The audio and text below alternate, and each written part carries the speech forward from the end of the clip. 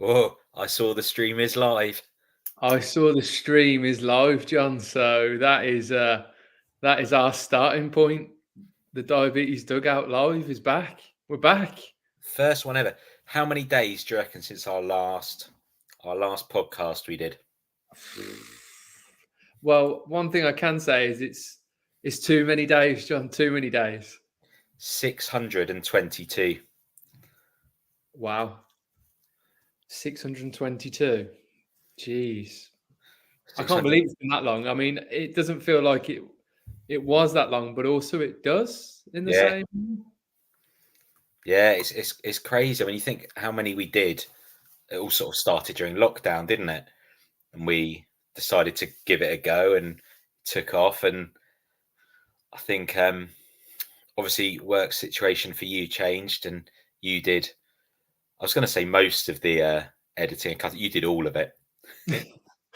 Yeah, no, it did all change. It shifted, didn't it? The world we had was during lockdown. We had, I suppose, I had a little bit more time on my hands then, and was able to edit them. And editing them was a timely job. So this has taken us a while, I suppose, to get back to a situation where we can get on and do a podcast live and have conversation, and hopefully people joining and coming onto the stream will hopefully have questions that we can interact with and have that back and forth dialogue with the people that I guess are involved with the diabetes football community and want to join in with our community and are already part of it. So hopefully this is a good way to do that.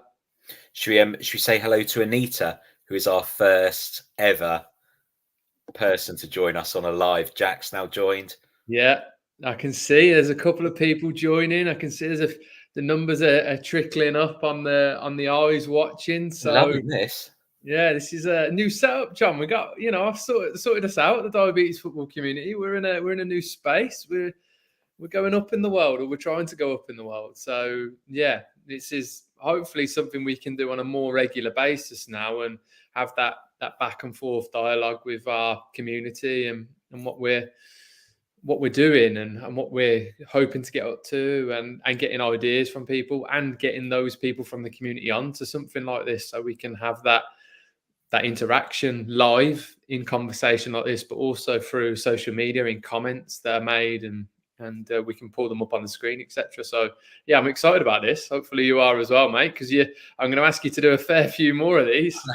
Well, it's so. I mean, like I joked earlier saying about you doing all the editing, but it was by the time we'd written what we wanted in the past and then did it, and then with the editing and then going back through and having to listen to it to check the editing was done all right to try and make it pretty much as perfect as we wanted it was very time consuming, wasn't it? And not that it's now going to be incredibly easy. It's but no, it's a nice new platform. All this you're so down with the youngsters, Brighty. You know what will work with people. Lozzie, hello. Yeah, hi Lozzie. Yeah, so we've got a few more on it. Yeah, I mean, I've been listening into the best ways to do this sort of stuff, and I've always keen that we've got a really strong social following online and being able to interact with everyone and bring them into a space where we can have that back and forth because geography is a challenge, isn't it? So being able to do something like this virtually is great. So yeah, it's exciting to be able to do this, and yeah, I suppose we can now we've sort of dealt with the change and move into the diabetes dugout live, John. I suppose we can have a bit of a chinwag now about what we're hopefully going to talk about on this and what we've been up to and what's coming next. Yeah, should we sorry, Lorraine. I've just realised, just seen your message. A good start.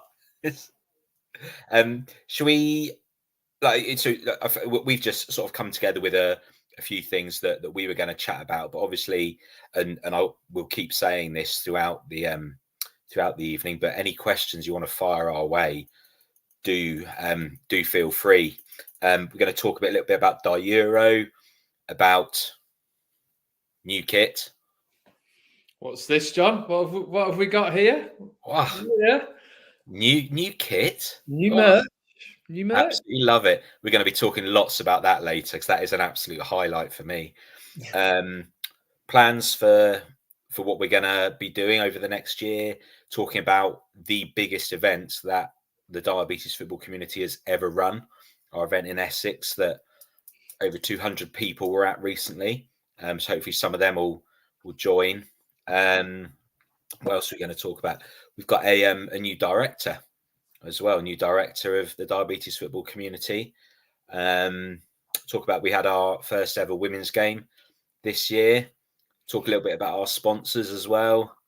And we said we might talk a little bit about you now having changed your insulin regime as well. So having gone from pens to a pump.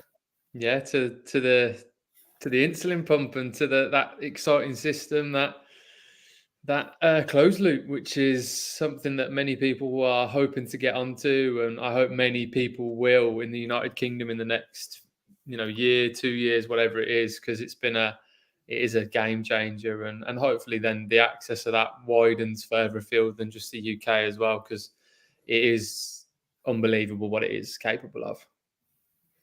Yeah, and I think I'm jealous isn't the right word, because I know I consider myself incredibly lucky, having been on a pump for probably 5 years. I've been on Omnipod for 2 or 3. So yeah, I consider myself very, very lucky. My last conversation with the diabetic specialist I saw when I just asked to change to the Dexcom was no, we can't possibly have that in our area. But things are changing. So hopefully further down the line. But it's I'm joking aside, I'm really pleased for you to be on it. And I know that through conversations it is making a difference. It's not always an easy change to make. And I think from sort of the WhatsApp groups that we've got with the men's one, the women's one, the parents and carers one, there is a lot of positive feedback from it. But yeah, there's teething problems when you first start, like with everything. I think but yeah, it'll be good to hear a bit more about that. Yeah, well, I guess we'll talk about it a bit later on. Should we run through the year in its kind of chronological order? Do you think, John? Is that the best way to try and tackle it? I mean, there's many ways to talk about what's happened in 2023, but there's been some, I don't know, absolute standout moments, and yeah, there's a lot to reflect on. Hopefully, we've got a couple of videos to show as well, and have a bit of a review of certain things, and yeah, we might have a couple of goals to show on here. You never know, John. I might have dug out a couple. If there's a couple, it can't be 2 of mine. Don't worry.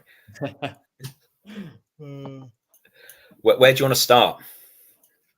So I'm thinking, I mean, early in the year, what about our first ever session where we brought the kids together and families together, and then obviously we had our adult men's session as well. First time we'd ever done that. I think it was in the pipeline, wasn't it, before the pandemic came around? And obviously the pandemic happened.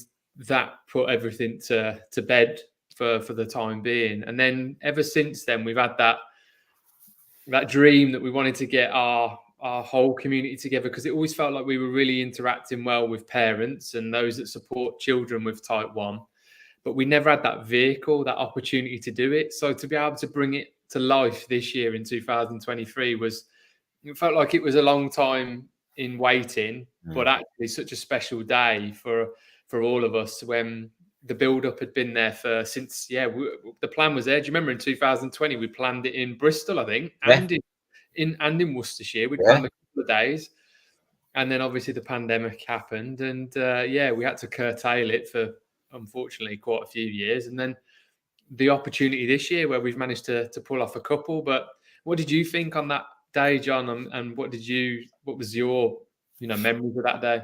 I think the well, just if we go back a step from that, it's really funny. I don't know if we've ever told the story that I had an idea about setting up this WhatsApp group for parents and carers and talking about that peer support. And I sent you a voice note, and I got one back pretty much from you straight away saying, I've just had the same conversation with my mum and dad. You know, when you just think, Yeah.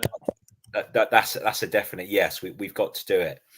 And yeah, I think we started off, and it was, we sort of put it out there on social media, and it was, do people want to be part of it? And it sort of, and then it just grew and grew, and then I think the comments we were getting was, it'd be great to have something for the parents and carers, or for the children, sorry, specifically, but also that networking session for parents and carers. And we're both in that. I refer to it as a lucky position. Neither of us have never had to bring up children with diabetes. We've both sort of, I was diagnosed at 5. You were 8, weren't you? 8 or 9? Yeah, 8. 8. And so we've never known really any different in our lifetime. I had similar conversations recently with some parents, just saying, so actually, do you know what? I've never been in your shoes. Yeah, I've got experience as a diabetic, 35 plus years. Giving away my age of it now. I couldn't tell them with your complexion, obviously, but yeah. Camera probably adds a few pounds as well as a few years. But no, and just that moment of, like, when we'd said, right, let's do this, let's do a session, and then we were thinking about how we were going to do it, and that moment where you've got everyone there in the room, and you're just looking around and going, wow, like, everyone here has been brought together by diabetes and by football. And it was, for me, I think it was more powerful than when we did that first men's session. And I think part of that was from being a youngster. I never went on one sort of the diabetes camps, I think as they were called. And I remember just being there thinking, wow, so I'm in a room. What have I got in common with anyone here apart from the fact I've got this horrible condition? So I've got nothing in common with anyone else. And I didn't want to be there, basically. Whereas now it was yeah, with that, it was, you could clearly, it was that great thing of going, we're going to do football, we're going to play football. You're all managing your glucose levels through different ways, but you're all active people. It's brilliant. Yeah, I agree, mate. It was a special day. It was one which it felt like that opportunity to bring people together through the magic of football, which, like you said, John, when you were a kid, you were desperate for kind of that's the opportunity where other camps maybe didn't kind of tick the box for you. This felt like a day which I would have liked to have gone to as a kid. So we were able to kind of put that into practice, really, and give people an opportunity to come together through the sport. And then let's talk about diabetes after. And I think that's always been our kind of ethos, and what we've tried to deliver is that sport first, and let's have the conversations about diabetes which filter in after we've all enjoyed talking about football or playing football and what the sport brings. So yeah, what I remember of the day was so positive, and it was the thing that I envisaged being able to maybe give back when I started the diabetes football community. And the men's team's been amazing to be a part of, and growing the women's team, etc. But ultimately, you know, inspiring the next generation and bringing them along and putting something positive into their world, when this condition can be so challenging and lonely at times, was the driver of that day. And they got to, you know, meet each other in the morning, connect, play sport. Parents got to talk to each other, you know, all stemming from that parents WhatsApp group idea as well, because it's not just about the children, it's about that connection with parents as well, and how they also need support and places to turn to lean on each other, to learn from each other. And that environment kind of brought that out really quickly, and it was so easy to see, and so much conversation going on the sideline on that day, and it was brilliant. And And then people hung around to watch the men's team train after as well. I mean, not loads did, but getting that inspiration for the team and for what could come in the future of some of those young players aspiring to represent the UK and their condition in the future at something like Di Euro. So yeah, it was a special day, wasn't it? It really was. And for what came next as well. Yeah, and I think because we both had sort of different roles on the day, didn't we? And like I was there coaching, so I was seeing and talking to these youngsters about checking your blood levels. How do you do it? What do you use as your hypo treatment? How's everyone feeling? And sort of just like the fact that saying to them all right, we're all going to go and test our blood sugars, and they will have all been in this position where the club they're at, they're probably the only one, and they're going off, and but maybe there's a bit of nerves about it, and they'll do it in the corner, or maybe mums or dads or grandparents on the side checking for them. Whereas now, or with that session, it was just right, we're all going to do it, and you all come back and right, what's your level? What was yours? What was yours? And I think what we wanted from that was it just to be seen as being normal. And actually, do you know what? Have a look. Everyone else here is playing, and with type 1 diabetes, and with the men's session in the afternoon, it was right. Have a look at all these people, like these adults. It hasn't stopped them. So this could be you in 10, 15, 20, 30 years time. There's no reason that you cannot live an active life. You cannot be playing football or whatever it is you want to do, and showing that you can lead that normal life. Yeah, it was a day full of hopefully inspiration, and a day that's led us on to, I guess, what's come next. But also at that same time, John, I think we had this day to begin the year. We also had women's team getting going at this time of the year as well, early part of 2023, playing their first game, their brand new kit as well, supported by Her Game Too. Obviously, a huge campaign for fighting against kind of sexism in sport and sexism in football specifically. So a brilliant statement for us to be, linked in with them and Her Game Too sponsoring the kit. So that was amazing. They played in their first competitive fixture. They'd had a session before that, but to be able to play their first competitive fixture in what was like a mini tournament against Hartbury University futsal club, which was great. I was able to kind of link in with the team that I play for and get the women's side over. And they did so well. Like they were so close to getting a result out of a team which is now doing kind of in the top half of the National Futsal Series Tier 1 for women's. And our team was nip and tuck, a goal or two in it against this team. And so it was an amazing feat for them to be able to perform like that when they barely played together. So, massive shout out to them for their performance. But, it's a game at the end of the day. And really the most powerful thing is them being able to forge those connections with other women that are living with type 1. And a massive shout out to Lucy and Louise, who have been massive driving forces for the women's team across the last year since we got going, last year and a half. We again, another thing that we wanted to do during the pandemic and those years and trying to get things off the ground. But in the last year or so, it's really gathered some pace. And again, something we want to try and push and get more people involved in the future, and to inspire girls that are playing football regularly as well, but equally to try and get towards a women's team which is able to play more representative games and play that showcase that type 1 diabetes isn't holding them back in their sport. So we want to be able to offer as many different vehicles as we can through the diabetes football community for participation opportunities. And that women's team, that sort of family kids day with also a men's session, all wrapped into an early part of this year. It was busy, John, but we had a great time getting it all off the ground, didn't we? Oh, I mean, like you said, it's about that inspiring as well. And look at how the men's team is hopefully then inspiring young boys.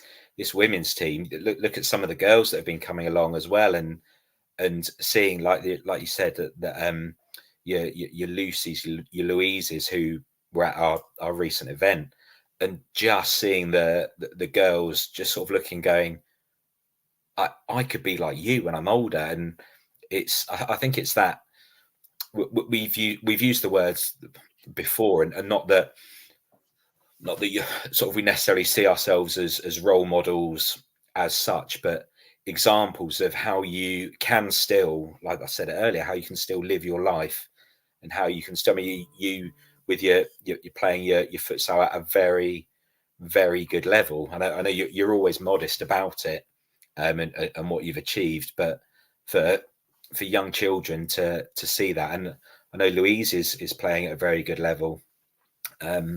With her, we've got another girl who's at Fulham ladies doing really well, Ellie. So there's those girls out there who are going to inspire and hopefully be able to encourage. And I think one of the things that we've talked about in the past is actually having diabetics when we were growing up who were professional sportsmen. So for me, it was Sir Gary Mabbott.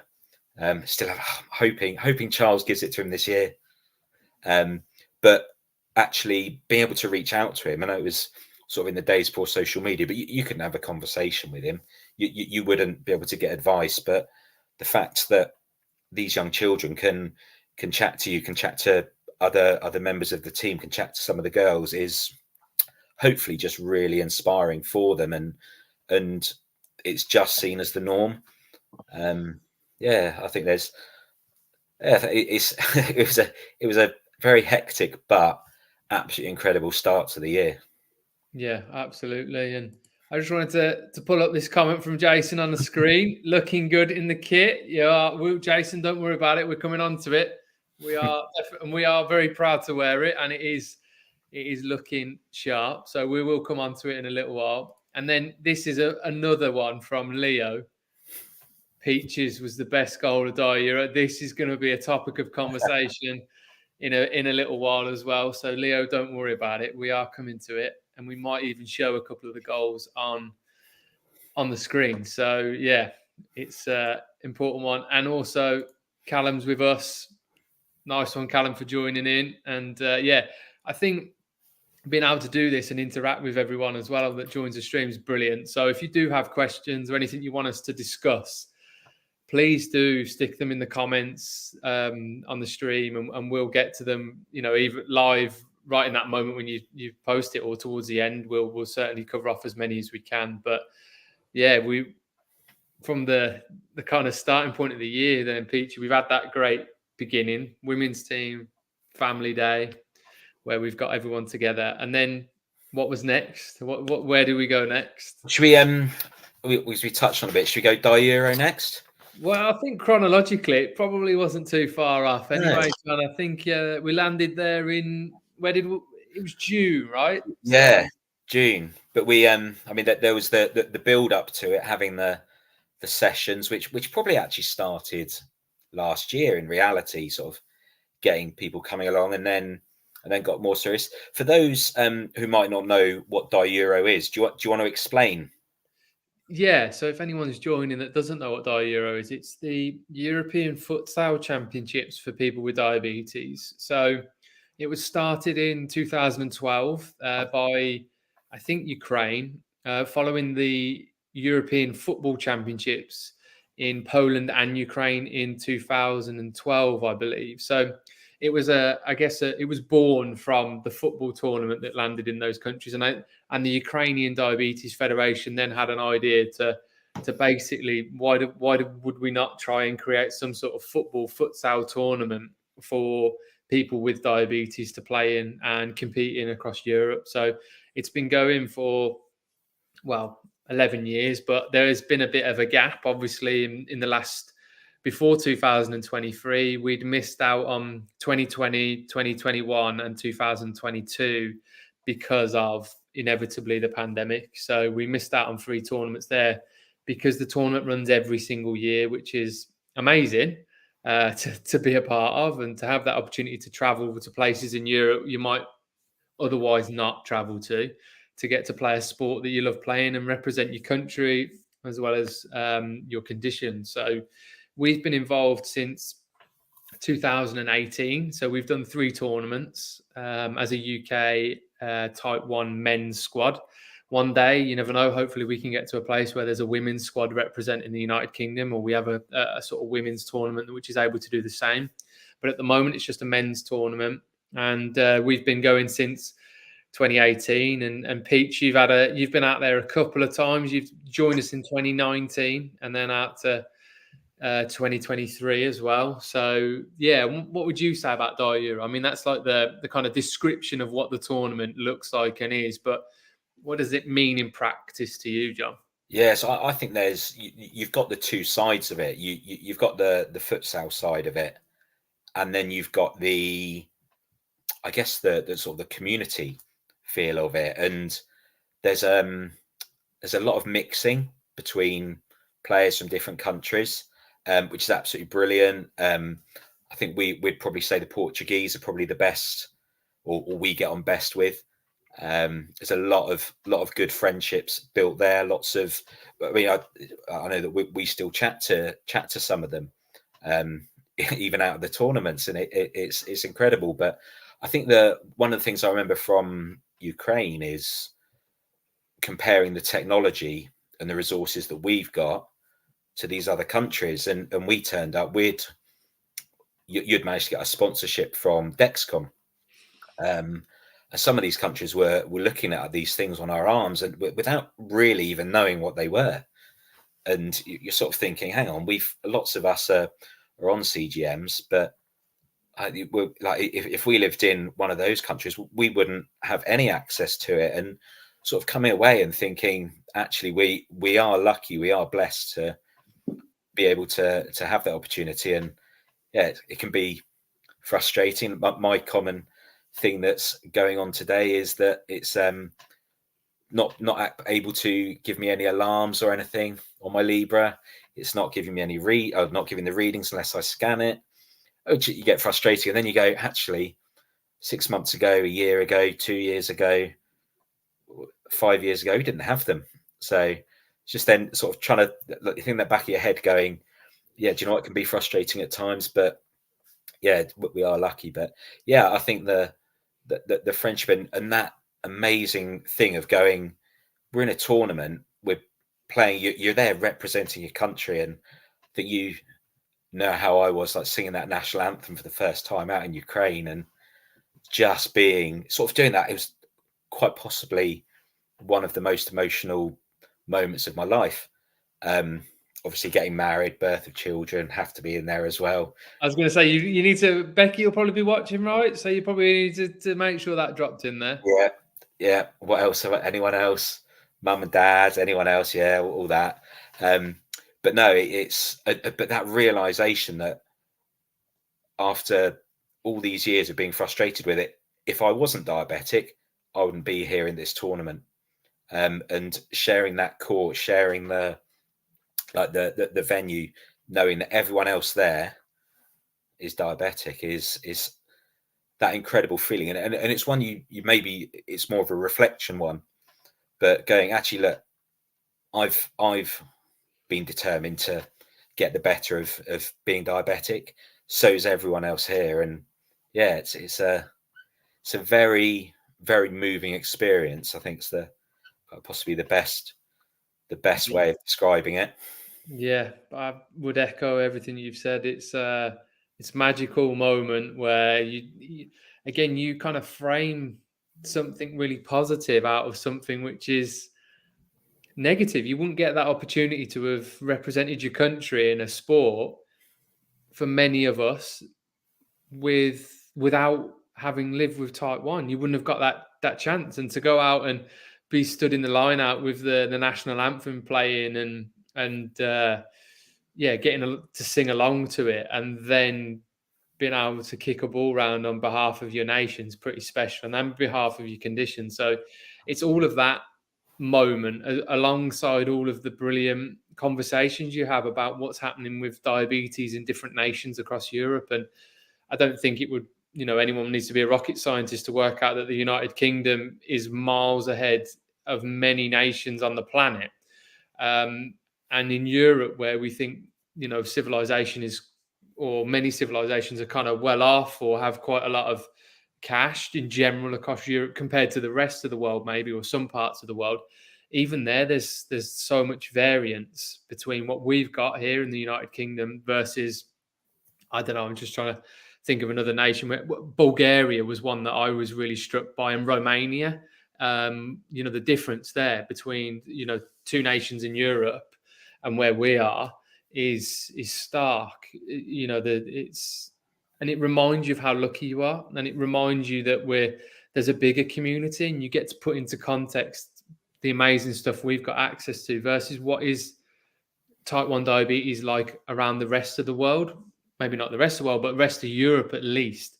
Maybe one day we'll end up with a World Cup, John. I'm not saying that we're going to be at the forefront of organising it, but one day there might be a World Cup.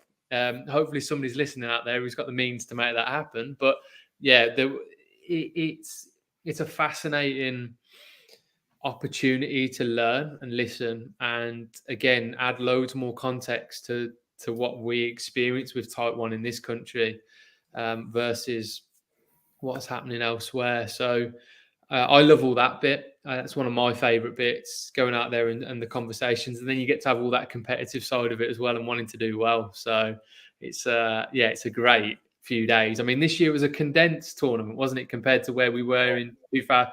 So for context, in 2019 was the last full week tournament we went to, which was in Kyiv in Ukraine. And obviously things have changed massively there. So unfortunately, we send our best wishes to the Ukrainian team and all of the friends we made out there that hosted us in 2019. It's been an awful time for that nation and the players. And we've spoken to many of the players to check in the last year or so. So all my wishes are with them and their families at this difficult time. But that was an amazing tournament. You go out to Ukraine and see what Ukraine was like, in Kyiv especially. And it was a week-long tournament and a sort of Saturday to Saturday, whereas this tournament, John, condensed into, what was it? Like we played games on... We arrived on the Thursday, wasn't it? And then on the Friday, 4 games. On the Saturday, 2 games, and then on the Sunday, 1 game, which is, I think, it was one of those. The reality was, if it hadn't been then, it wouldn't have happened this year. And I know there were some countries they were frustrated by it and sort of completely understand that. But I think obviously I was there, managing, coaching, physio, doctor, admin. Just to put that in context, when we looked over at the Hungary bench and they got 6 people there, all arm in arm and doing the national anthem, and then looked over at me on my own. Hey, John, you did it well, though. You wore that one-man band role well, didn't you? You wore it well. Lidl and their supplies of ice that helped us sort out people. Hatching people up left, right and centre, because that level... And that's the thing, right? So we talk about that as a tournament. We needed to do it. That was the way it was going to be. It was condensed. And I won't lie, it was probably my legs and my body has never hurt so much as when I woke up on that Saturday morning and went to play again on Saturday. I don't think I've ever felt like that trying to play. And you did it because it was just another unique and amazing opportunity. And we outperformed what we were supposed to do on the Friday, what everybody thought we would do. So everything after Friday kind of was a positive, it was a nice to have, really, what we did then after that. But we more than competed. I thought we really gave like a really amazing account of ourselves on and off the court. Everyone came and was brilliant from a managing the project perspective, from a playing perspective. I thought everybody delivered to the maximum in the way that they conducted themselves, both on court when they played, and then when they came away from it, and how they were around the team, around the hotel, and when we went out and we were, representing ourselves and who we were as an organisation, as well as a nation, and as people with type 1. I thought we did a great job. So it was brilliant. But that management of type 1 diabetes, to do that level of exercise across that many days, I think we played 6 games in 3 days. And yeah, the times were different. The games got longer on Saturday and Sunday. But even still, to try and play 4 games and warm up and cool down like 4 times on that Friday with a slightly shorter game, condensed game, was like nothing I've ever felt before when I woke up on the Saturday. And my levels really responded to. I was basically just eating food consistently and barely needing any insulin by the time we got to Sunday. I was just eating food and a tiny bit of insulin going into my body, because the sensitivity was just through the roof to insulin because of how much exercise we'd done and the amount of game time there was. And I think one of the other things that had a big impact was we'd been given the schedule and so the times of our game on that Friday, and then North Macedonia weren't flying in till the Friday morning, were they? And then we sat having breakfast and we suddenly got a message. We were in a Euro organisers WhatsApp group, and the message has come through from the coach of North Macedonia saying we've missed our connecting flight. I can't remember where they were stuck, but Austria. Remember, it was Austria. Oh yeah, they were in Vienna. And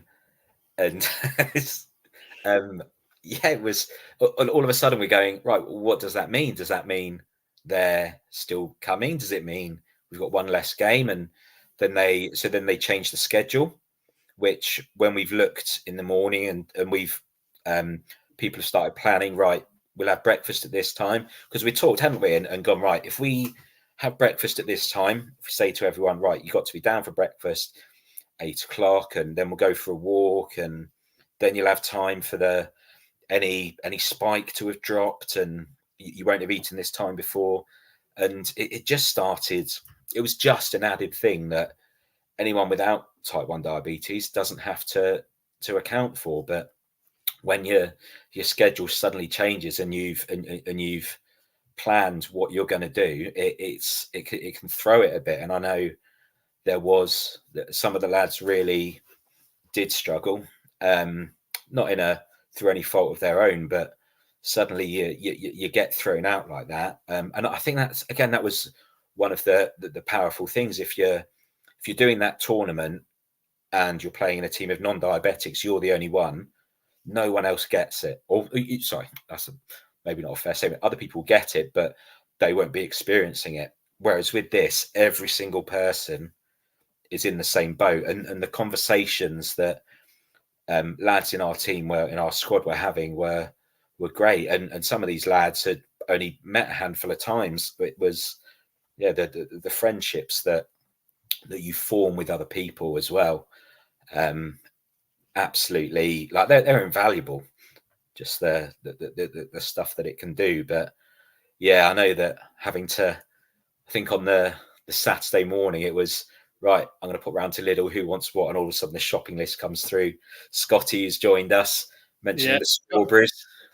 Scotty was there, and he was saying that we were all full of strawberries. And I think, John, you remember having to do a run for strawberries, I think, a couple of times, didn't you? We were constantly on how cheap the fruit was in Poland. There was quite a few coming back with the big sort of 5-litre bottles of water in each hand. Right. Fortunately, the accommodation was sort of a 3-minute walk from Lidl. So, it was then the strawberries, the Pepsi Max for you. Yeah. Brighty, the diva that he is. not playing unless I've had my Pepsi Max. Yeah, I definitely said that, John. Yeah, 100%. Yeah. Although, there is I think many people have got the Pepsi Max as a top of their shopping list. As somebody living with type 1, a lot of people love that drink. So I wasn't the only one, John, that was being, going over there for Pepsi Max. I'm pretty sure there's quite a few others in the queue for it as well. Yeah, but no, it was. I mean, I think you mentioned as well about the finish. I think we'd gone into the tournament with. I guess we're looking at the squad we got. We'd only got 4 out of the 12 players we were taking had ever experienced a Euro before. So that's another positive from it. 8 lads have gone away with other diabetics, probably for the first time ever, sharing a room with them, going down, all sitting down, having breakfast together, and everyone getting their pens out, their pumps out, them like checking their readings. I think, yeah, that was quite powerful. And I think that we'd sort of gone with a plan of how we were going to play some of the games and what we're expecting, targeting some games more than others. And to actually end up finishing 4th was, I think we used the phrase beyond our wildest dreams. I think we ambitiously, we were thinking 5th. We'd have been happy, very happy with 6th. I didn't want to come below that, was the reality. But to get to that position where I think by the time we played Croatia in the 3rd and 4th place playoff, I think we were. It wasn't a case of being able having to pick the starting team. It was a case of, right, who can walk. Yeah, pretty much. I mean, I speak personal experience. I was absolutely beat by trying to play that amount of games and playing the number of minutes as well. We tried our best to rotate, and it's at the end of the day, when you're there, I guess, John, from your perspective, you're trying to pick a team and put the players on there that are going to try and get you the result and get you the win. So there's obviously some players that are going to play more minutes than others just because that's the nature of sport. But we did try collectively to give as many people the opportunity to play as we could. But some players will have played more minutes than others. And we had a bad injury as well to our captain, which maybe hampered us in our Saturday and Sunday because Toby took a bad injury in one of the game. Literally, typically in the game where we probably would have backed ourselves to win with any of the squad playing. To be honest, we would have backed ourselves to win that game, and we did win the game pretty comfortably in the end. But Toby took an injury in that game against North Macedonia, and that losing him before then 2 massive games on the weekend, losing the skipper is tough. And we did a great job Friday, and then Saturday and Sunday it was literally walking wounded, and there was a few players that were carrying niggles and injuries, and I was certainly one of those that was carrying an injury before I even came into the tournament. So because I think I said to you, John, I don't know how much I'm going to be able to play. I think I said I'm just going to try and coach this. I did genuinely say that in the tournament, and I said I'm going to just try and coach this because my groin's not in a good spot. But anybody who knows me I'm a nightmare. Like, I'll say stuff like I genuinely had an injury. The physio that week said you shouldn't really play, and I just can't help myself when the ball's out, John. When it's there to play and it's competitive, I'll find a way. As long as I'm able to run and move around a bit, even if I'm semi-injured, I'm going to try. So you're like that little puppy dog when the treats comes out, and just they're jumping like I mean, you said about it. I think my response was talking to you about being sensible, looking after yourself, but at the same time going, I know you well enough to know that you're gonna be starting that first game. But we lost Callum as well, didn't we? Who did his ankle quite early on. He was carrying and playing through that. So yeah, we were walking wounded consistently throughout, and everybody stepped up massively. The players that played, and from I think it was, how many did we have? Was it 11, John? 1 to 11 were 12. just 12. Was it 12? 1 to 12 was just it was brilliant. So yeah, performance-wise, amazing, and hopefully a great experience for all of them. And just thinking from the time perspective, John, worth showing a couple of the goals before we get on to the next thing. So, I mean, I was going to show probably what was arguably the best goal of the tournament. So bear with me while I click this on.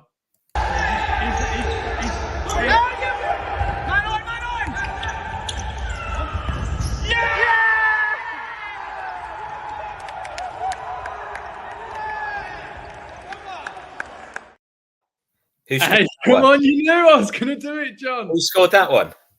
You knew I was going to do it. Everybody would have known that I was going to play my goal and say it was the best, when obviously my goal wasn't the best goal at Diet Euro.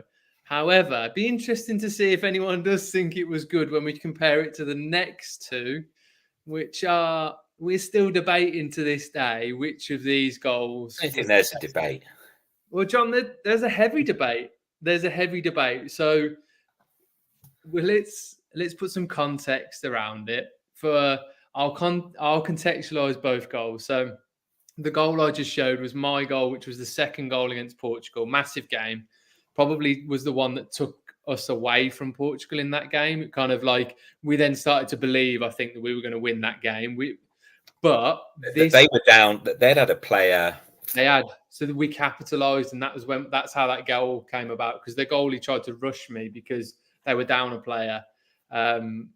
But this first goal that I'm going to show was the first goal in that game, and it probably gave us the first bit of belief that we can beat Portugal when we'd lost to them every time we played against them before that. So this goal, see what you all think.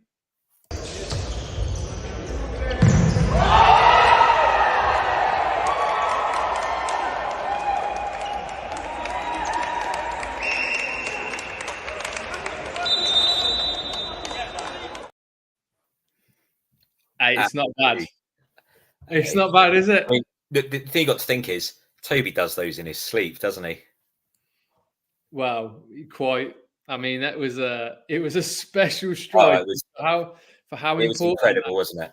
How important that goal was, like I said, in the context of the tournament. It was we needed to, if we wanted to really get into where we were, which was the semi-finals of the tournament, to beat Portugal was basically our ticket to the semi-finals in our group, because everyone thought Croatia would win the group, win every game. They did.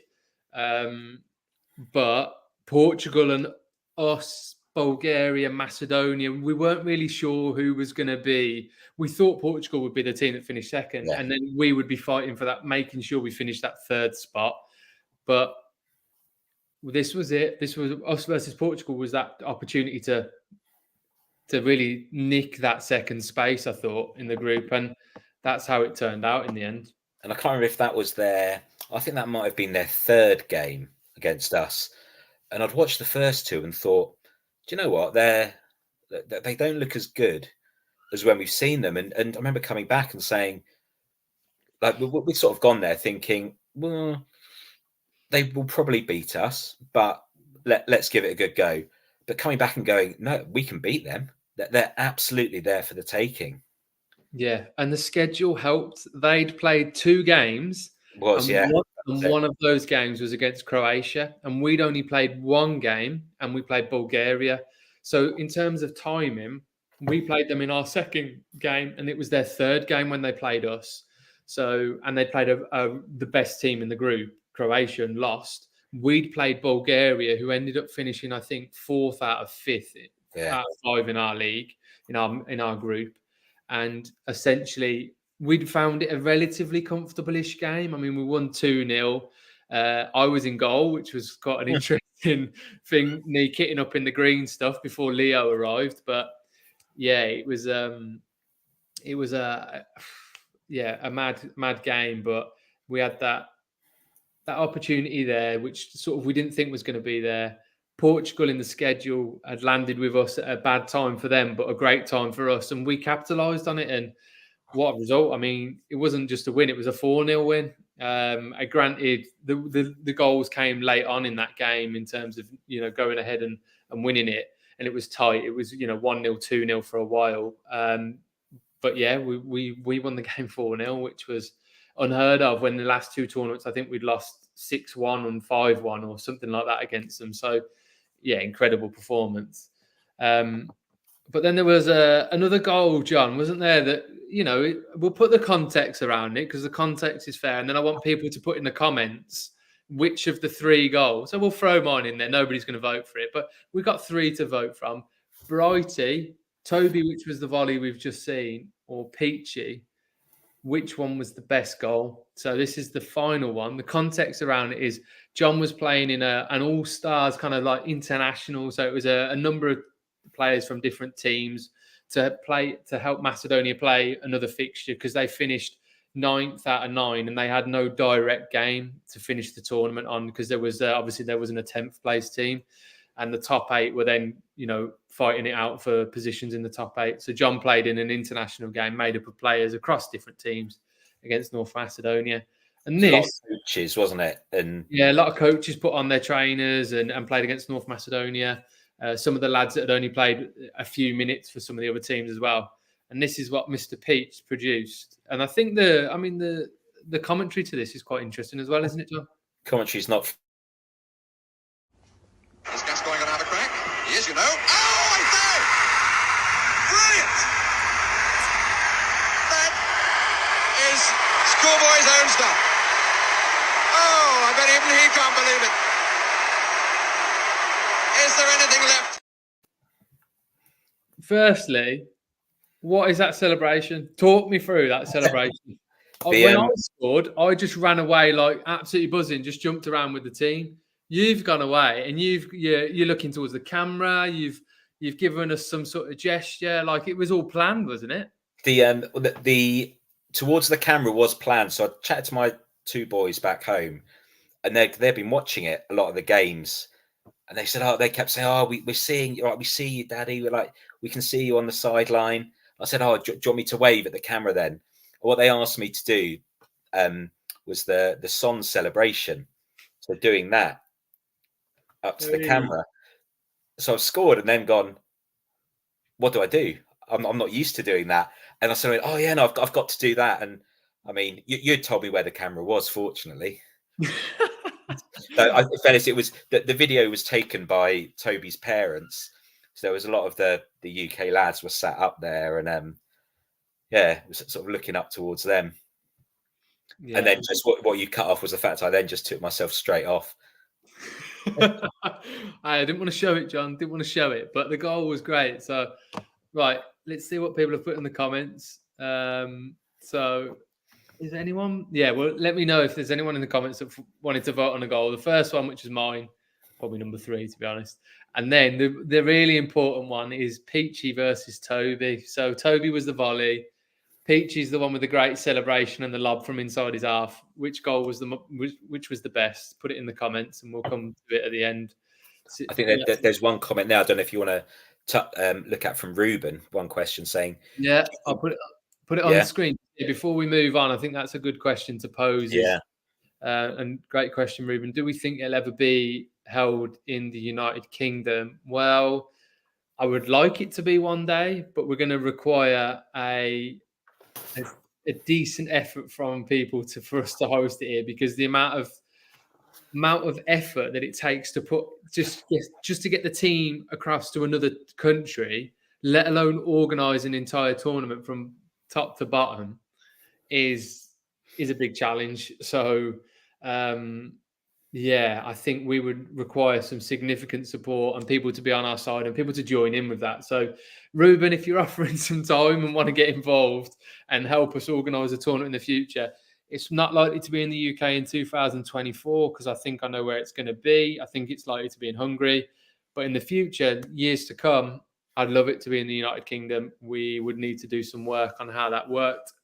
But, yeah, I think we would like it to be, wouldn't we, John? It's just set up. It's that dream, isn't it, of going that there's lots of things that would need to happen, like having the facilities, having the space for other countries to come and stay.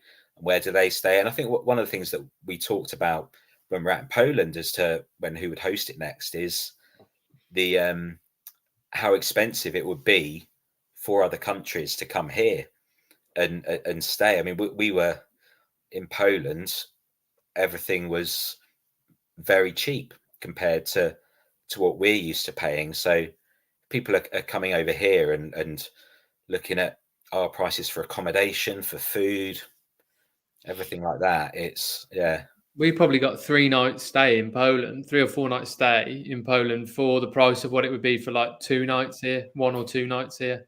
So that is a huge discrepancy in price, which we struggle to find, the funding to help teams come over. So that's one of our biggest challenges, is the cost of getting our European friends over here to the tournament, and then getting a location really to host it. But I would never say never, John, because That's our dream, isn't it? look at all the You're things put that we've out there. done. We wouldn't look at all the things that have happened in the last 6 years. We probably thought, oh, that'll never happen. And then, these things have happened. So let's see. We've got a couple of votes in. So Lorraine's gone for you, John. Thanks, Lorraine. Yeah, you can pay her that 10 quid later. Grant's gone Toby all day. Has he got a picture of Toby in his profile picture there? This is a good one from Leo. If Toby's listening, it's Peachy's goal. If not, hey, we'll leave that one up to everybody else, Leo.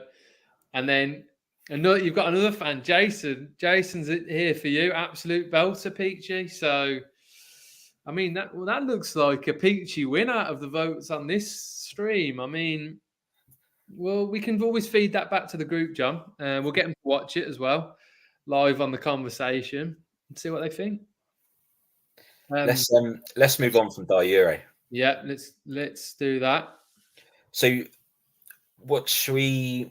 I think the thing we got to talk about next is the biggest event that the Diabetes football community has ever done, and that was our recent event, end of November, at the Players' Lounge in Essex, and it all came about from a conversation that you'd had at the first Parents and Carers Day in Worcester, didn't it? Yeah, and that was the beauty of what we tried to pull together. You bring everyone under one roof, families, men's team, the women's team as well, and everybody's there to try and support each other. And some amazing things come out of that day in Worcester. Some amazing opportunities to speak to people that were able to support the diabetes football community in different ways, with different connections or with different opportunities or different things that they were involved in business or could support with. And one of those things was an idea for another event in Essex, linking to the Players' Lounge, which was again a conversation and a partnership, which was incredible, and which was brokered really through the amazing support of Gavin and Rian Holland, who helped us make that happen. But they came along to our TDFC event in April, saw what we were trying to do and saw what we were trying to achieve, and with support, then how we were able to basically do what we did in Worcester, but actually just make it 10 times better, John? What do you reckon? At least 10 times better, maybe more. I mean, it was something else. I mean, it was what people don't see is the sort of the planning and everything that goes on behind it. And I remember that when Gavin first set up the WhatsApp group and sort of said, "Oh, I think I might have got a link to this venue," and we're thinking, "All right, it'll just we'll do the session there." And then all of a sudden, it's actually let's make it more than just a session. Let's maybe, like, we've got this venue, maybe we can add a few more things in, and then it was lots of discussion about what does that look like, and then talk about actually how do we get people there, because actually for a lot of people it's that coming a long way, and you, if you're just getting people to come along for an hour, 2 hours of football or futsal, it's you're sort of going, right, we need to make it more than that. We want it to be that families can come as well. And just the meetings that we had, and Gavin and Rian and your mum and dad as well, got to give a shout out to them. They are the work that went on behind the scenes for it was absolutely incredible. And I remember we had meetings and we were talking about how many we thought we might get sort of early on, and we genuinely didn't have a clue. But I think there was we were saying, oh, maybe 80 would be nice. Let's aim for 100. And then sort of as time went on, and when tickets then went on sale, we were having to ask, well, what do we cap it at? And it's something that we never. I never even crossed my mind or envisaged that we would be saying to the venue, what is your capacity? What can we actually allow this number to go up to? Because we got to 195, I think, without even trying. We were a month out and we had 195 tickets sold. And then by the time we got into November itself, we were just having to drip feed the tickets out because we couldn't actually put them back out en masse because we were worried that we would go well above what we were allowed from the venue. So yeah, it was unbelievable, and so many people to thank. You know, my parents were amazing on the day. Gavin and Rian, amazing. You, John, brilliant. All of the coaches that came down to support us and volunteer on the day. Players Lounge, our sponsor for the day, for the event, My Life Diabetes Care, who also sponsor our home kit. So massive shout out to them. Incredible. Obviously, we had the new kit to wear as well. So Harlequin as well, which was amazing to have all of that available for our day. And we want to be able to do that again, don't we, John? I think that's probably the pinnacle. And it sums up everything that we are about as a community, bringing all of those different facets of the community together, whether you're a parent, a carer, grandparent, sibling, person living with as a child, adult living with it, male, female. It was literally all parts of our community. It was an incredible day. And I think that's our dream, is to be able to do that again in different parts of the country, different pockets, but using what we did in Essex and what we achieved at the Players Lounge in Billericay as a bit of a blueprint of what we might be able to do and achieve in the future. And it took months of work, which you can't underestimate, and you need the knowledge of how to do these things and these events and how they work out and how they, how to get things through, and the flow and the ticketing and the way it all gets managed. And logistically, it's not an easy thing to do, but when you pull it off and when you get to the day and it comes across as it did, it was it was pretty special. And I'm just thinking, John, is it worth us just showing the video now, let people see it? So have a little look. This is the video we've just released on our social media, which is a couple of minutes that showcases exactly what this day was all about. So take a quick look at this. This is Lily. She's got type 1 diabetes. It's coming up to 4 years now. I was diagnosed at 25 years old. Chris was only 8, so it was very hard at the time. He was playing football, and it was the first thing he said, "Can I still play football?" The biggest driver for me wanting to do the diabetes football community was I could feel an opportunity to help people. I'd found it really difficult and challenging, and I didn't feel anyone was out there that was like me.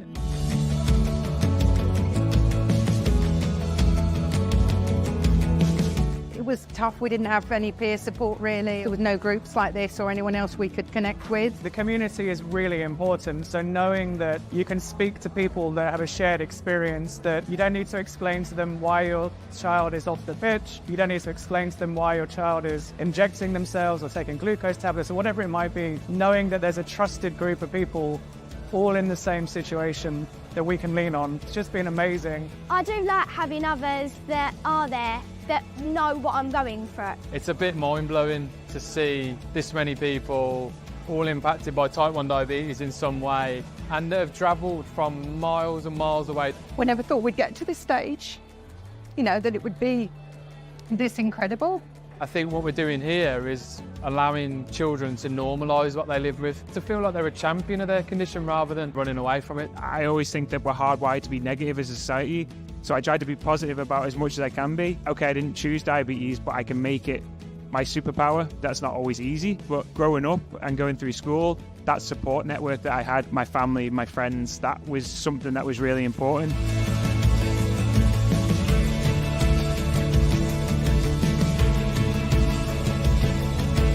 The reason why today is great is because you have people who have lived through what they're about to live through, and some of them will have thought, I'm not going to be able to play the sports I want to play. I'm not going to be able to do the things I want to do. And there are adults who are going to stand on the stage and say, yes, you can, because I have. And sometimes that's all you need.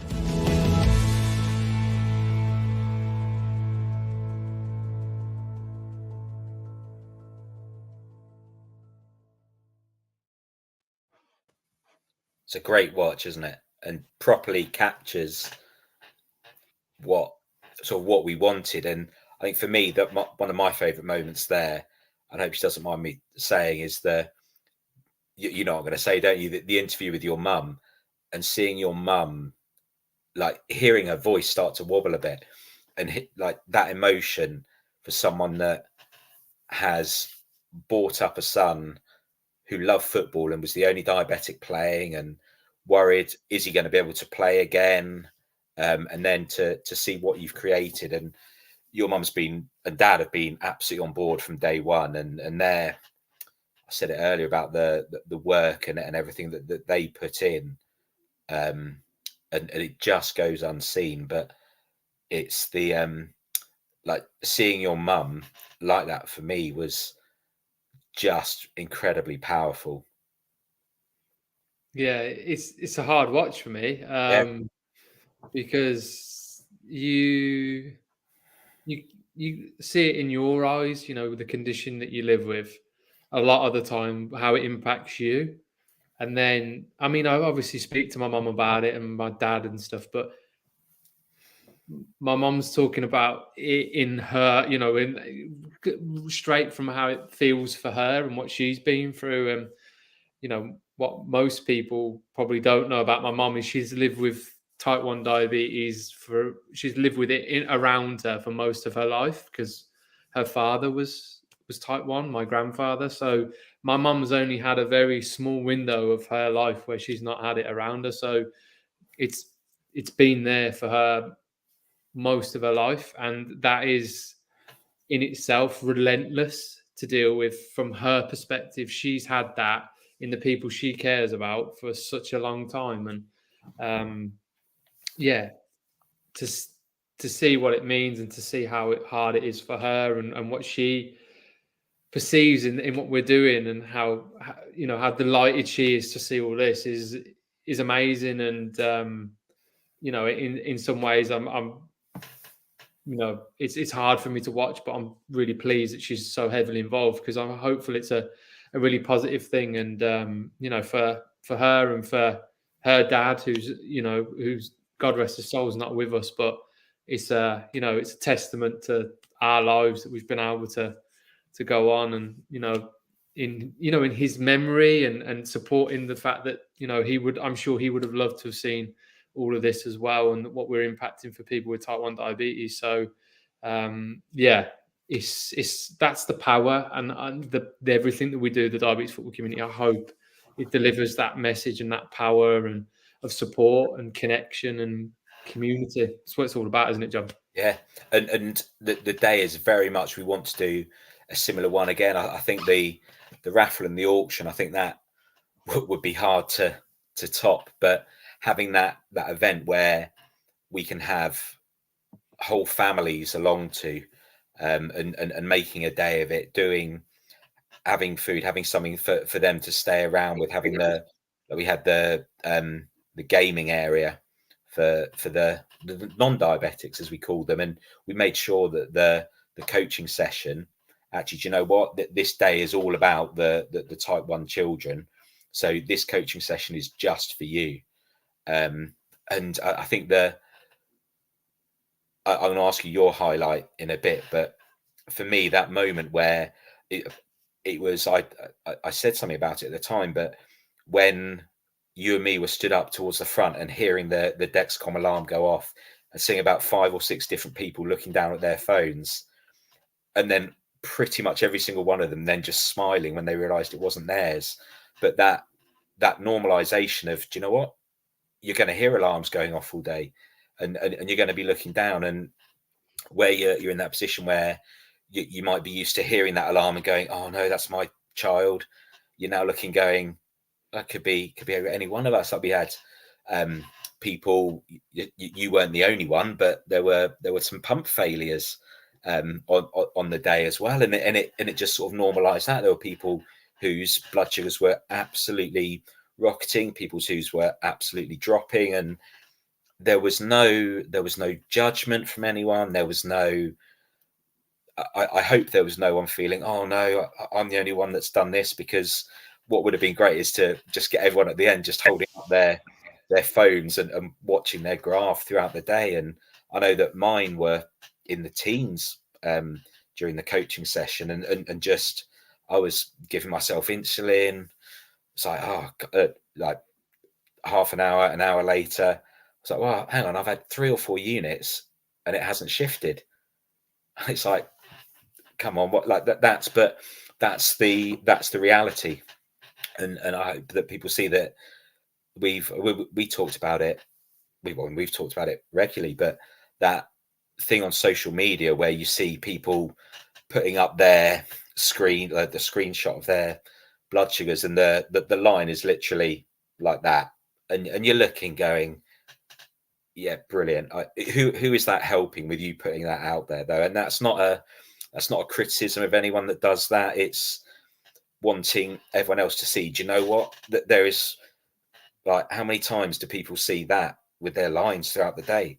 How many times do people see it down really low? And like you said, after Diuro, you're applying yourself with food, and it's you're just not going up, or you're up high and you're giving yourself insulin time after time, and it's just not dropping. And that's the reality. And hopefully other people did see that, and that realization that, do you know what, it's tough.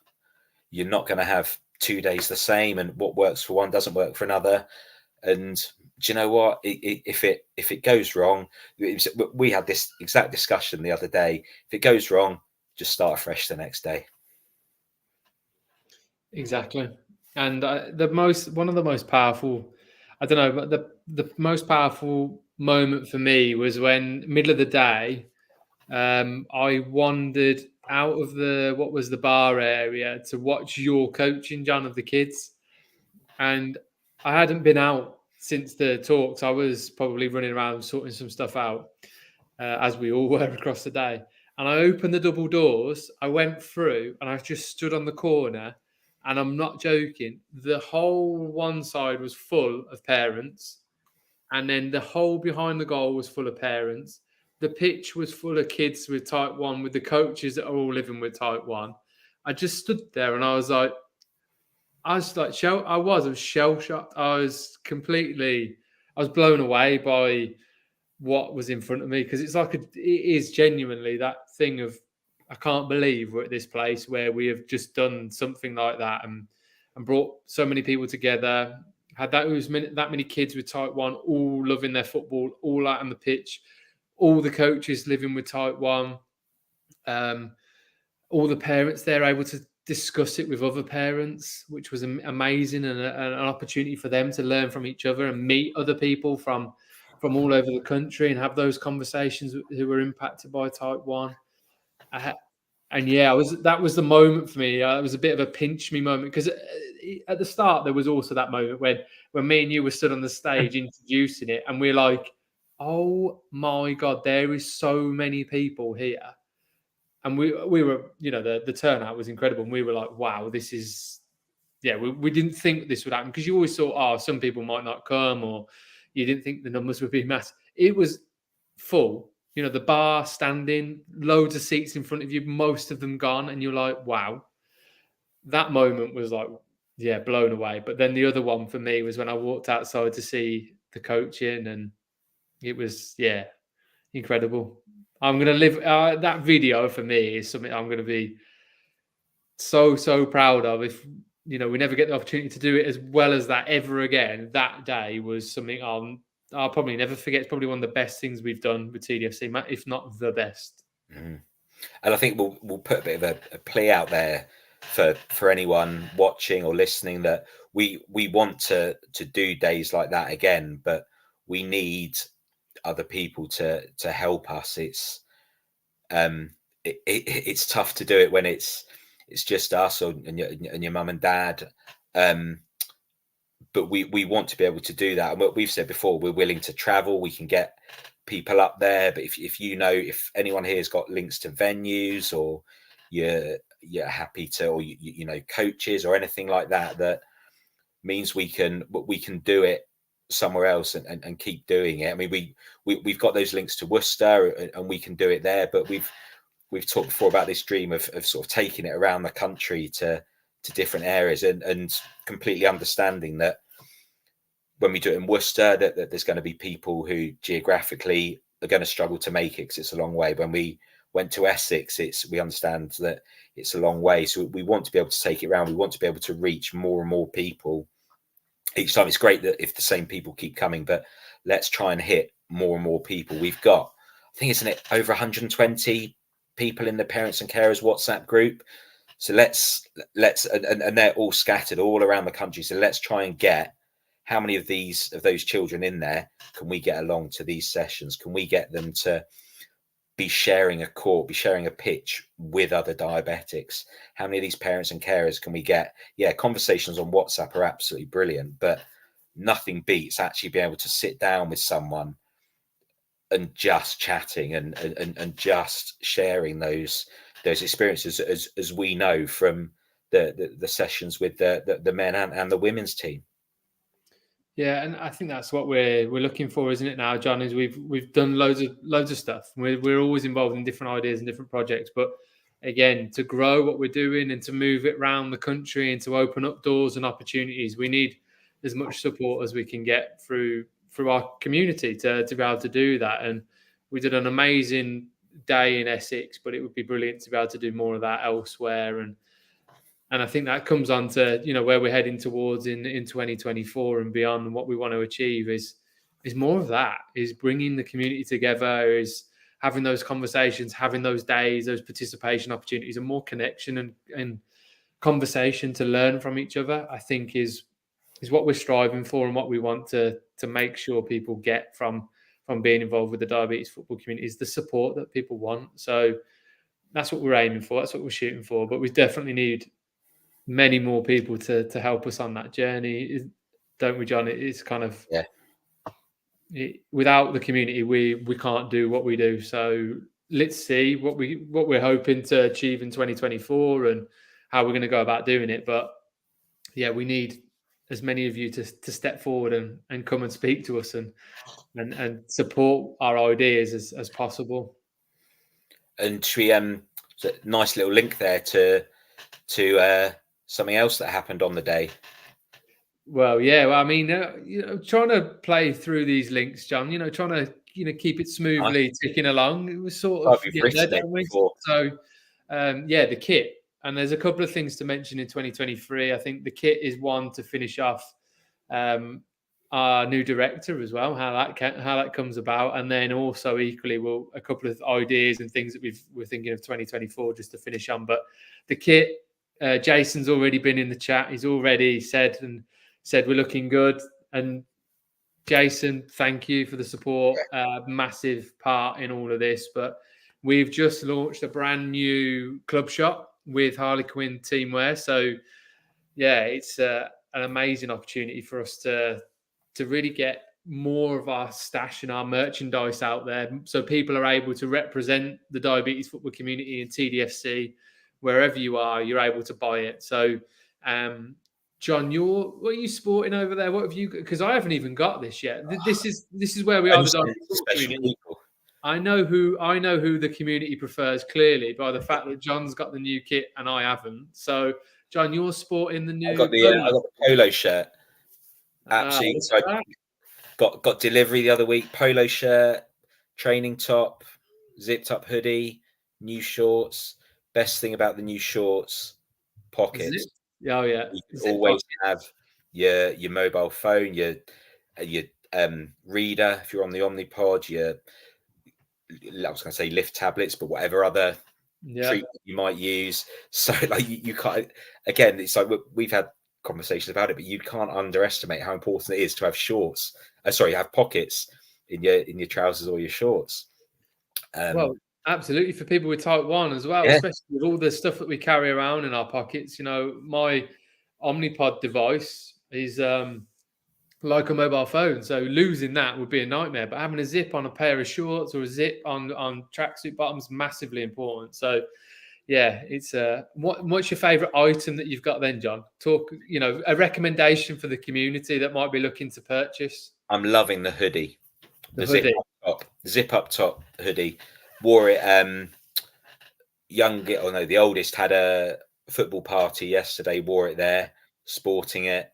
Oh Nice yeah, and anyone short. say, look at your hoodie. Where did you get that from? Any comments like that yet? Or Yes. there was loads of them, John. Just so there was loads. Yeah, everybody That's wanted 300 people. It was no, no. The quality. I know we're not just saying this because Jason's here, but the quality, great fit, and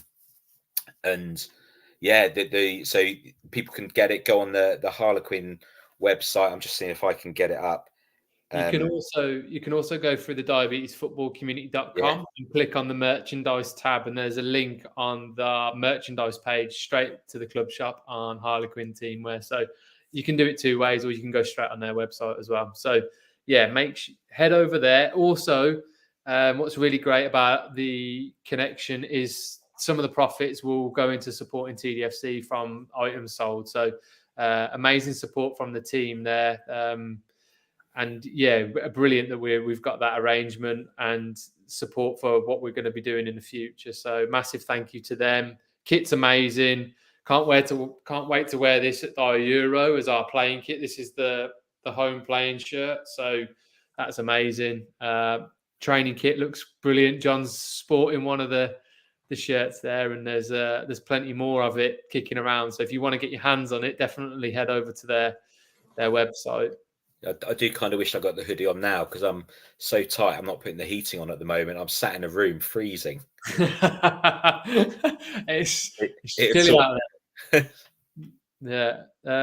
So yeah, kit, really exciting. Hopefully many people have ordered it for Christmas as well. So I'm hoping to see quite a few pictures, John, Christmas Day, maybe for some presents when this TDFC kit is turning up, knowing that we announced it just in time for the cut-off point for Christmas ordering at Harlequin. So I'm hoping many people manage to get their orders in just in time.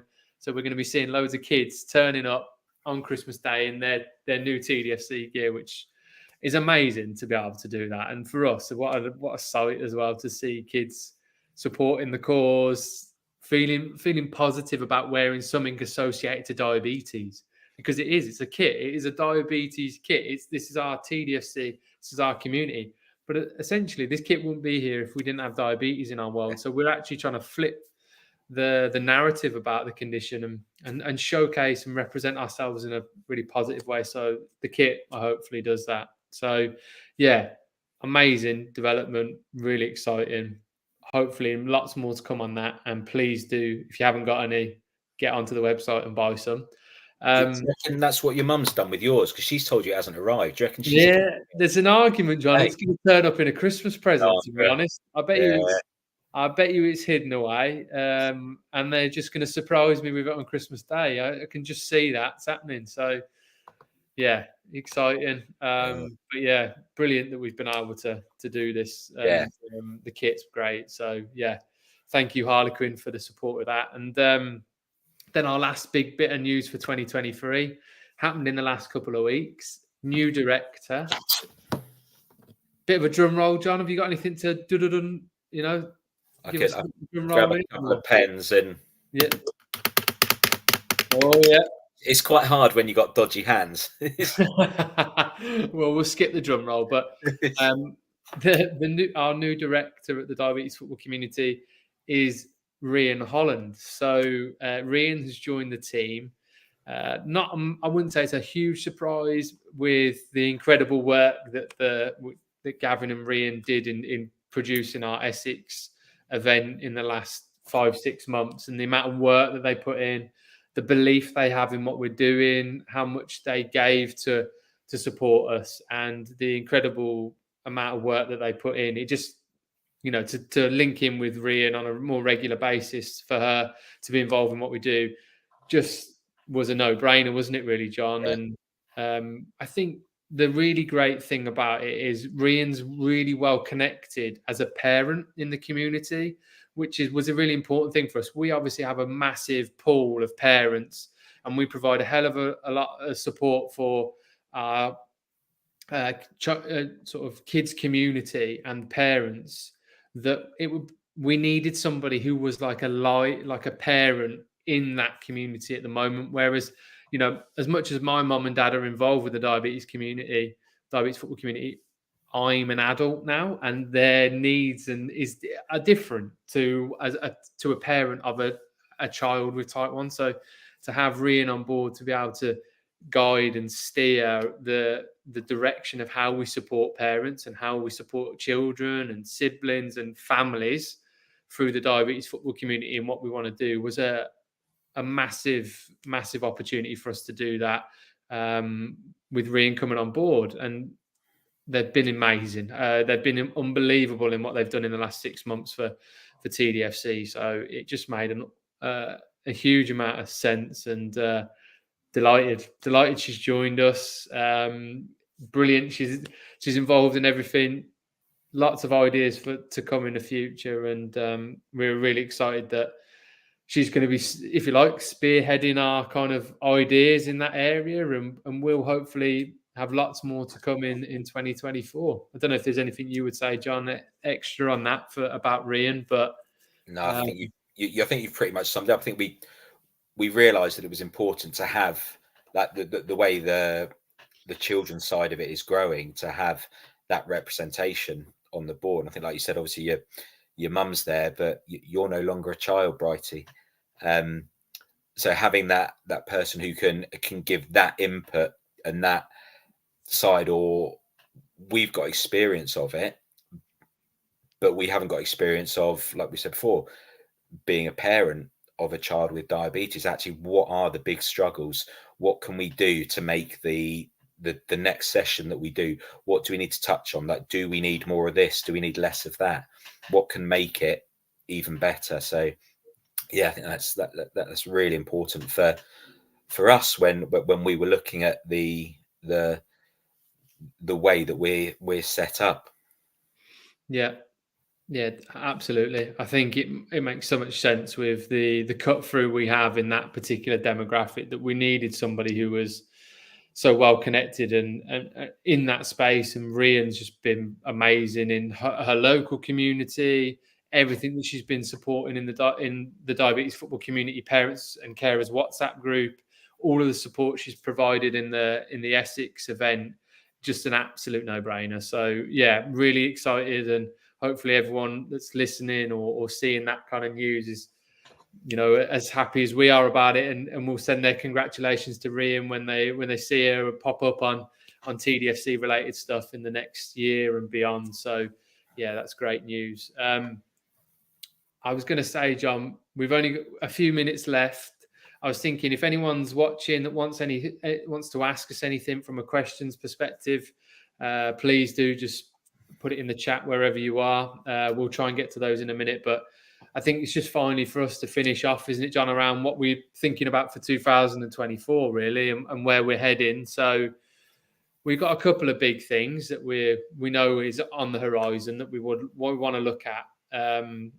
We've obviously the growth of our WhatsApp groups. We need to look at how we continually support community. So that online space, this I think is a great opportunity for us to do it. So I think we're going to be doing a little bit more of this as well, John. I think we're discussing how we get involved on, streams like this to bring community in, where we don't always reach every corner, but it'd be great to have those conversations on here and get people to chime in with their thoughts and comments, and we'll get people on, interview, have conversations and things like that. So we'll do this with WhatsApp groups as our real big, support mechanism online to try and help people as much as we can. The Diabetes Dugout Live, as this is, and we'll get more people involved. We'll be looking at our kids sessions and wanting to try and support as much as we can with parents and children. So we'll be looking at how we put on more days, and we'll also be looking at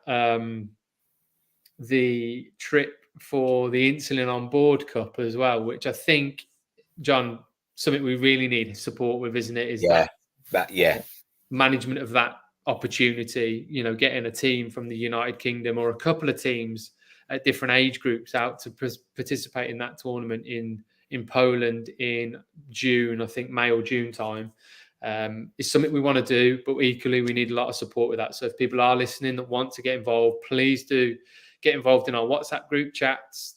Tell us that you want to get involved in that and help us organise it. Also reach out on the website. We'll be delighted to have those conversations and see what we can do. And equally, that's from an organising and logistics perspective, as well as a partnership and sponsorship and all of those things that we need to do to get a team out there. So yeah, anyone who's keen for that, please do get in contact. So and I think that's already, parents are already getting in on that, aren't they? That there's spreadsheets going around, Google Docs that people are doing with people putting their names in, and that's a brilliant. Like, we love seeing that, and that's such a good start to it. But I think it would be like the idea that the UK could be sending a children's team to an international tournament for children with diabetes is it's incredible, isn't it? And again, something that I know that both of us as children would have absolutely loved that opportunity. But yeah, I think like you said, we need the people to that, because the reality is that Euro for us could be happening at a very similar time, and the organisation that goes into that is incredible. So our time will probably be involved in that. So we're not going to be able to give what we'd love to, seeing as we both got the full-time jobs. But it was, please just give us a shout. Let us know if you want to be involved in it. And again, it's that thing of going, you might think, oh, actually, I can only do this or I can only do that. But it's not just going to be one or two people doing it. The reality is that something like that has to have a team of people doing it as well. And anything that you think you might be able to give would be incredible. Yeah. So I think that's a great opportunity for our next generation, our parents to get involved with, and our parents group to get involved in, and also, opportunities for partners and connections in that space. So let's see what that brings, but that's something we've got on our agenda.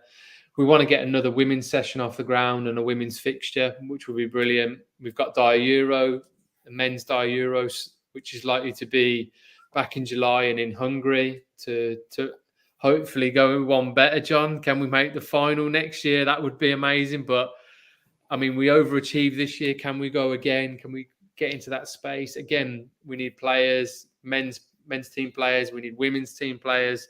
We want to provide support. It's about community first. It's about those conversations and connections first. But there's great vehicles as well in this, teams and playing fixtures and tournaments, and these exciting opportunities to travel and go and see things, which this is what, those championships present. So it's exciting that that's on the agenda for 2024 again. And we're shooting for Euro at that time. So we'll hopefully then maybe anniversary our big awareness event that we've done this year in Essex. Maybe we go back to Essex, maybe we go somewhere else, but we're looking to do something big again if we can in that period of time. Again, conversation dependent, support dependent. A lot of this is all dependent on how many people come forward and connect with us and are able to give their time or their help in some way to make these things possible. But it's all exciting. Loads of things that we've got going on. And I don't know about you, John, but it's been kind of cathartic this evening to go through it and run through 2023 in this way and have those conversations about what amazing things have happened. And it feels like we've done so much again in 2023. It's brilliant. It was when we talked about doing it, and I sat down and started writing what we're going to chat about, and it was then when you start looking, going, blimey, that is actually a lot that we've achieved in 1 year.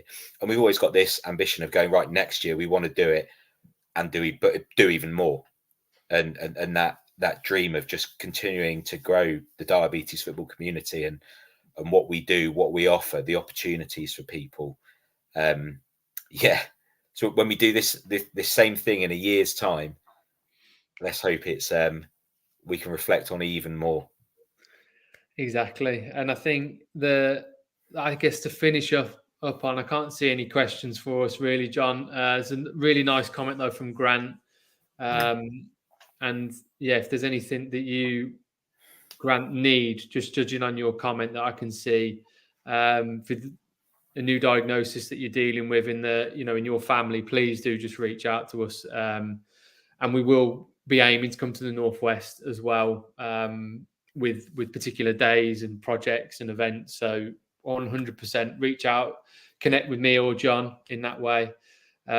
So yeah, if there's no other questions on here, I think the last thing that I kind of wanted to finish on was this, the Diabetes Dugout Live. Hopefully people that have joined have found it a great insight, interesting enough to listen for maybe not all of it, but for some of it. And what would be great for us is feedback. So what did you enjoy from this evening? What would you like us to do more of? And most importantly, what would you want us to do on these kinds of streams? Who would you want us to speak to? Any particular themes that you want us to cover off on around football and diabetes and type 1 that we should look at? So you can let us know loads of different ways. You can message us on different social media platforms, email us, go on the website. Just let us know, get in contact, give us a shout. We're here for listening and feedback. So please do just get in contact and let us know what you're after. And we'll look at how we put these streams on and who we get involved and the conversations that we have. So yeah, be great to do more of this. And we hope that you've enjoyed it. And we hope that there's more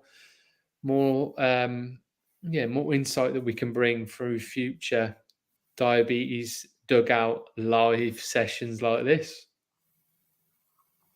So we'll finish it up there.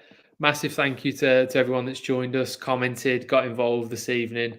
I really appreciate it. And until next time, have an amazing Christmas period. Happy New Year with families and friends and however you are enjoying this festive period. I hope it's an amazing time. And me and Peachy, we'll see you in 2024 for more of the same with the diabetes football community. Hopefully more laughter, hopefully lots more insight, information and support, and hopefully a few more opportunities to kick that round bag of air around as well, John. Apologies to Toby because I don't think he won, did he? Doesn't look that way, does it, John? I mean, he didn't turn up to debate it, so... No. Yeah. I did notice, final shout out, Dingy joined. Dingy, the biggest Rangers fan you can imagine, celebrating their win in the cup final today, beating the mighty Aberdeen. And he jumped on the stream. So legend Dingy, player from 2019 of the tournament as well. So, and thank you to everybody else that's commented. Yeah, thank you. A couple of comments to finish on. Paul, thank you. Elizabeth, thank you for joining as well. And Lorraine, really appreciate it. So thank you everyone for jumping on with us this evening. Hope you've enjoyed it, finding out what we've been up to and what's coming next. And until next time, see you later.